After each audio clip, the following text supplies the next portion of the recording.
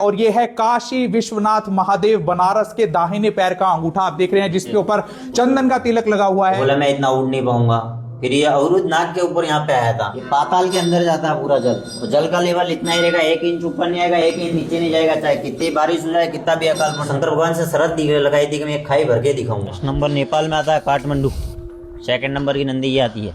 और इस अष्ट धातु के नंदी का वजन है 4320 किलो। और ये स्वर्ण चंपा का पेड़ है, ये 800 साल पुराना पेड़ है। इसके साल के गर्मी के अंदर 15 दिन फूल आते हैं इसके। ओके, वो नसीब वालों को ही मिलते हैं। देख रहे हैं वो क्रिस्टल की मूर्ति किसने भेंट की है? वो महाराणा कुंभा ने। ये कितने साल पुरानी है? ये 800 साल पुराना। 1 नहीं 2 नहीं 12 नहीं 108 शिवलिंग है यहाँ पर। तो आज भी इसी बावड़ी से शंकर के ऊपर जल चढ़ता है जो 800 साल पहले महाराणा कुंभा ने चढ़ाया था। वाह क्या बात है, शानदार नजारा। और आप देख रहे हैं कितनी पुरानी ये बिल्डिंग हो। आइए दर्शन कराते हैं आपको विष्णु के 10 अवतारों का एक साथ। देखिए कितनी पुरानी कितनी शानदार ये मूर्ति। नमस्कार दोस्तों, मैं डॉक्टर विनय गुप्ता और क्योंकि मुझे राजस्थान के डिस्ट्रिक्ट सिरोही में बुलाया गया था एक स्कूल में लेक्चर देने के लिए, मैं आया हूं माउंट आबू जो है 60 किलोमीटर दूर डिस्ट्रिक्ट सिरोही में ही। और यहां पर एक ऐसा मंदिर श्री अचलेश्वर महादेव मंदिर, और इस समय हमारे साथ जो गर्भगृह में पुजारी जी मौजूद हैं उनसे जानेंगे इस मंदिर का इतिहास और क्या इस मंदिर की महत्ता है। जय श्री राम पंडित जी, कैसे हैं आप? सही। ये है वो 5500 साल पुराना शिवलिंग जिसकी पूजा यहाँ माउंट आबू राजस्थान में शिवलिंग के तौर पर होती है। और ये है काशी विश्वनाथ महादेव बनारस के दाहिने पैर का अंगूठा आप देख रहे हैं जिसके ऊपर चंदन का तिलक लगा हुआ है। इस पर ही पूरा माउंट आबू पर्वत जो एक टूरिस्ट प्लेस के तौर पर भी जाना जाता है ये टिका हुआ है और इसीलिए इसका नाम कहा जाता है श्री अचलेश्वर महादेव मंदिर। भक्तजन जो आ रहे हैं आप देखिए कैमरा स्क्रीन में, हजारों की संख्या पर यहाँ पर भक्तों का तांता लगा रहता है। और यहाँ पर क्या महत्व है? सामने पंडित जी किनकी मूर्ति है? पार्वती की मूर्ति है। तो आप देख रहे हैं सामने माँ पार्वती की मूर्ति जी है, उनके पास में गौतम ऋषि महाकुंडेश्वर जी है। वाह, बड़े संत है सब। तो जरा एक बार आप बताएं पंडित जी की पूरा इतिहास क्या है इस मंदिर का? इस पे आप खड़े हो, पहले माउंट आबू यहाँ पे नहीं था, यहाँ पे रेगिस्तान था पूरा। तो वशिष्ठ जी के 16 आश्रम होते थे, उनमें से एक आश्रम यहाँ पे आज भी, आपने गौमुख का नाम सुना होगा। वहां से गौ के मुख में से अभी भी पानी बैठता है, वो वशिष्ठ जी का आश्रम था। उनके पहले कुंडल होते थे, तो तस्यप नाग कुंडल चोरी करके रेगिस्तान के अंदर चले गया था। तो उन्होंने सोचा कैसे किया था, फिर उन्होंने इंद्रदेव का आह्वान किया था। इंद्रदेव के वज्र से पराग हुआ था, उससे गहरी खाई हो गई थी पूरी जी। तो उस खाई में जीव जंतु हानि होती रहती थी। तो एक दिन ऋषि मुनि की जो नंदिनी गाय थी वो खाई के अंदर गिर गई थी जी। तो उन्होंने तपस्या करके गंगा मुक्त करके निकाल दी। एक गंगा मुक्त है जो गौ मुख के अंदर अभी भी गौ का मुख में से निकल रही है, वो गंगा मुक्त है खाली, तो वो खाई ये सामे ही है जी, इसके अंदर से निकाल दी। तो आप देख रहे हैं आप, तो यहाँ पर ये एक ही अंगूठा है क्या? दाहिने पैर का ही क्यों है? शंकर भगवान के दाहिने पैर का अंगूठा है। उस खाई को बनने के लिए तो आप देख रहे हैं जाली जो हट गई है। अब इसमें जो आप देख रहे हैं ये है शिव भगवान का दाहिने पैर का अंगूठा। नीचे क्या है सर? जल नीचे जल है, देखिए नीचे जल आपको दिखाई दे रहा है। इस जल का क्या महत्व है, कहाँ से आता है? ये पाताल के अंदर जाता है पूरा जल, तो जल का लेवल इतना ही रहेगा, 1 इंच ऊपर नहीं आएगा, 1 इंच नीचे नहीं जाएगा, चाहे कितनी बारिश हो जाए, कितना भी अकाल पड़ जाए, कभी इतना का। तो इस जल का सोर्स क्या है, कहाँ से आता है ये जल? पाताल में जाता है, पाताल से आता है, इसका कोई अता पता नहीं है। तो आप देख रहे हैं कि महादेव का अंगूठा वाराणसी के श्री सिद्ध महादेव काशी विश्वनाथ के दाहिने पैर का अंगूठा, और उसके ठीक नीचे आप देख रहे हैं जल का लेवल वो कहां से आ रहा है? पाताल। यानी पाताल और पहाड़ का ऐसा मेल आपको माउंट आबू राजस्थान के इस श्री अचलेश्वर महादेव मंदिर में देखने को मिल रहा है, जहां की क्या मान्यता है, क्या यहाँ की मान्यता है, कैसे पूरी होती है मनोकामनाएं? जैसे पहले जैसे खाई थी उसमें नंदिनी गाय गिर गई थी, उसको एक बार तो निकाली तपस्या करके। अब उस खाई को तो बनना ही था क्योंकि जहाँ जीव जंतु गिरते थे, उन्होंने सोचा कैसे बुराया। फिर उन्होंने शंकर भगवान से कहा था, शंकर भगवान ने आदेश दिया था हिमालय को, इंद्र की वजह से सभी हिमालय के सभी पुत्र इधर उधर से, खाली एक ही पुत्र था नंदीवर्धन। अगर शिव पुराण पढ़ोगे तो उसके अंदर नंदीवर्धन नाम मिलेगा आपको जी। तो बोले मैं चले जाऊंगा, मेरा क्या। तो उसको वरदान प्राप्त है, जैसे 21 करोड़ वनस्पति इनके पिताजी पे है, 21 करोड़ वनस्पति है, तो इस पे 14 करोड़ वनस्पति है माउंट आबू है। अगर कितना भी बड़ा साधु संत है यहाँ पे, अगर 4 महीने तक तपस्या नहीं करेगा तो सक्सेस नहीं है। चाहे कहीं बारिश हो के नहीं हो, 2% भी बारिश माउंट आबू में होनी चाहिए। और जैसे सभी देवी देवता का वास होना चाहिए, शंकर भगवान का वास होना है, इसको तथास्तु सभी वरदान प्राप्त है। तो बोला मैं इतना उड़ नहीं पाऊंगा। फिर ये अवरुद्ध नाग के ऊपर यहाँ पे आया था, खाली माउंट जो अपना नाक है ना, इतना शेष भाग माउंट आबू का बचा हुआ है यहाँ पे। ओके, बाकी सब अंदर है। तो सभी देवी देवता और हाहाकार मच गया, बोले इसको कैसे बचाया जाए। फिर उन्होंने समाधि ध्यान करके शंकर भगवान को याद किया, वो तो नहीं आए, काशी से बैठे बैठे पैर लंबा किया, उनके दाहिने पैर के अंगूठे पे पूरा माउंट आबू आज अचल है। और महाराणा कुंभा का नाम सुना होगा आपने? जी सुना है। उनको पहले अभिमान था कि हम कुछ भी कर सकते, राजा महाराजा थे। तो उन्होंने शंकर भगवान से शर्त लगाई थी कि मैं एक खाई भर के दिखाऊंगा। ओके। तो अभी देखो अंदर पानी दिखाई देगा आपको खाई के अंदर।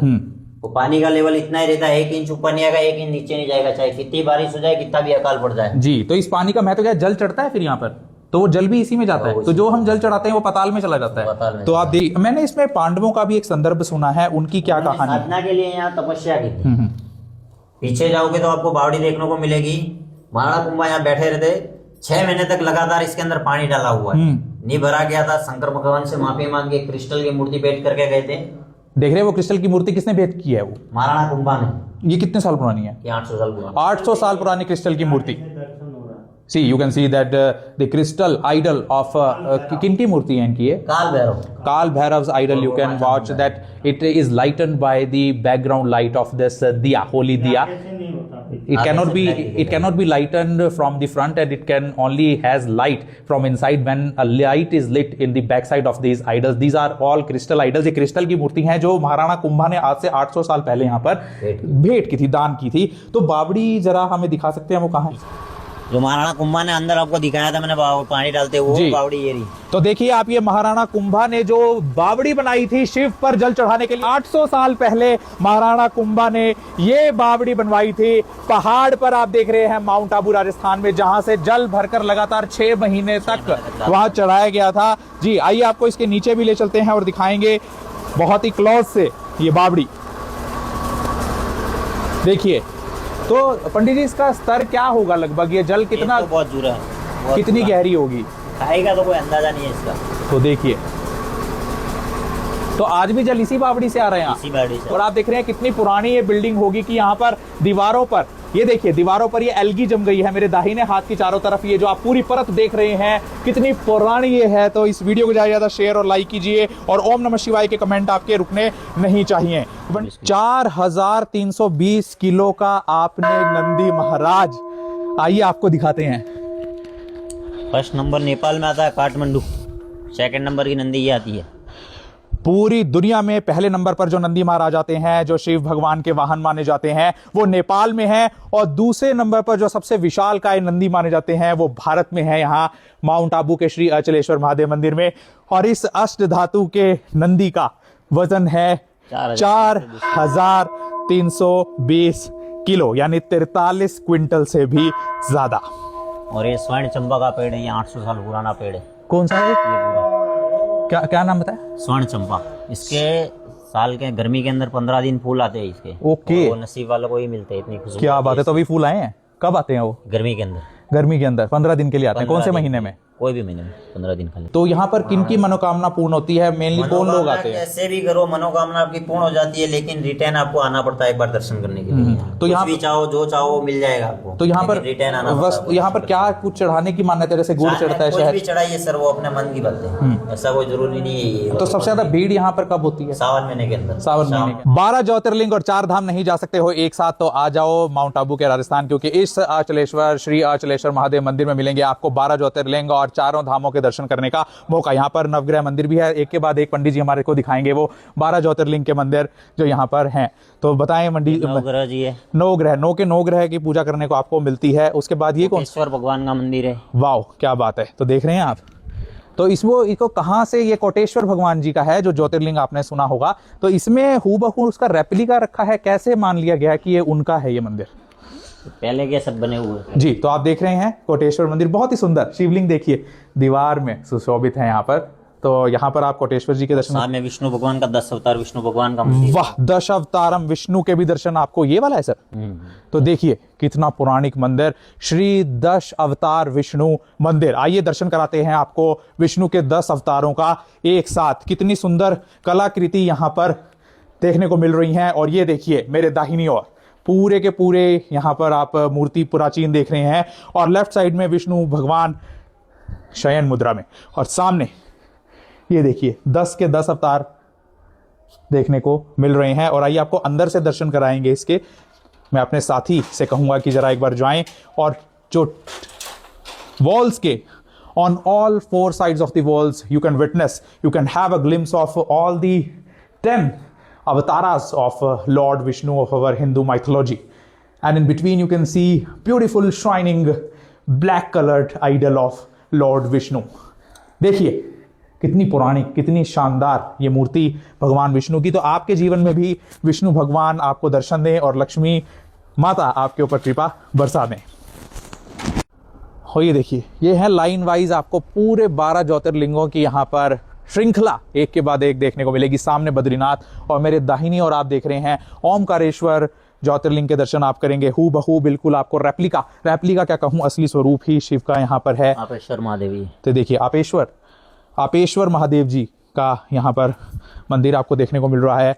एंड और ये माँ चामुंडा का मंदिर है। माँ चामुंडा भी हैं यहाँ पर। तो सिर्फ शिव भगवान ही नहीं, माता रानी भी हैं, माँ चामुंडा। एक बार जयकारा लगाते हुए शेयर करते रहो वीडियो को और लाइक करते रहो। और बद्रीनाथ, जिसको बद्रीनाथ जाने का मौका नहीं मिला वो यहाँ आ जाए। माउंट आबू राजस्थान में यहीं पर बद्रीनाथ बसे हुए हैं। ये देखिए शंखटेश्वर महादेव मंदिर।